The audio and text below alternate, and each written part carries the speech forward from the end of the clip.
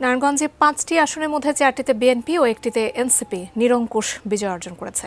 নারায়ণগঞ্জ ৩ আসনে বিএনপি বিজয়ী প্রার্থী আজহারুল ইসলাম মান্নানের বাসভবন থেকে সরাসরি যুক্ত হয়ে সেখানকার পরিস্থিতি জানাচ্ছেন নারায়ণগঞ্জ প্রতিনিধি হাসান মজুমদার। বাবলু, আপনার কাছ থেকে সেখানকার বিস্তারিত জানতে চাই। জয়ী এবং যারা হেরেছেন, আপনার উভয় দল থেকে নিশ্চয়ই আমাদেরকে জানাবেন কি অবস্থা সেখানে। নারায়ণগঞ্জে ৫টি আসনের ৪টিতে কিন্তু বিএনপি নিরঙ্কুশ বিজয় অর্জন করেছে। এর মধ্যে একটি আসনে এনসিপি জয় লাভ করেছে, আমরা যেমনটি দেখেছি। এছাড়াও আজকে কিন্তু বিজয়ের পর দিন তো আপনি জানেন যে বিএনপির বিজয়ের পর থেকে কিন্তু বিএনপির যে নেতাকর্মীরা কিন্তু তার যে পছন্দের যে প্রার্থী যিনি বিজয় লাভ করেছে তার বাড়িতেই কিন্তু ছুটছেন ফুল মিষ্টি এবং শুভেচ্ছা বিনিময় করার জন্য কিন্তু তারা তাদের বাড়িতে ভিড় করছেন। আমি এই মুহূর্তে রয়েছি নারায়ণগঞ্জ ৩ আসন সিদ্দিরগঞ্জ এবং সোনারগাঁ নিয়ে গঠিত এই সংসদ সদস্য বিজয়ী হয়েছেন আজহারুল ইসলাম মান্নান, তার বাসভবনে রয়েছে। তিনি আমার সাথে যুক্ত রয়েছেন। আমরা তার কাছ থেকে জানতে চাই যে বিজয় তো তিনি লাভ করেছেন, এখন তার আমরা আমাদের ৩১ দফায় এদেশের জনগণের জন্য কি করব, এই জন্য এদেশের মা বোনেদের জন্য কি করব, সেই ৩১ দফাটা আমরা জনগণের কাছে পৌঁছাই দিয়েছি।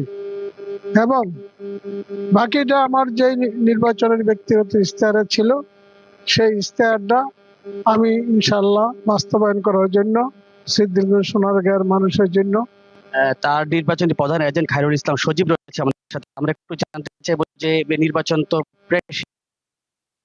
তো আপনাদেরকে বিজয়ী করা হয়েছে, আপনাদের মূল কাজগুলো কি হবে?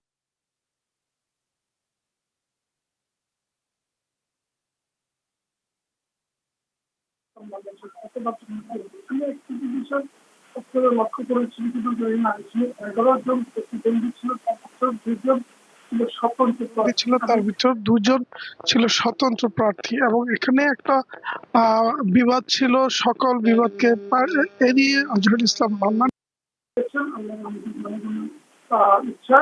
আমার প্রথম চিন্তাধারা হচ্ছে যে আমাদেরকে আমাদের যে নেতাকর্মী আছে সবার কাছে প্রাথমিক প্রস্তাবনা দিয়েছেন এখানে স্বতন্ত্র প্রার্থী হয়েছেন। আল্লাহ করেছে সবাইকে সঙ্গে নিয়ে আগামী দিনের নতুন সোনারগাঁ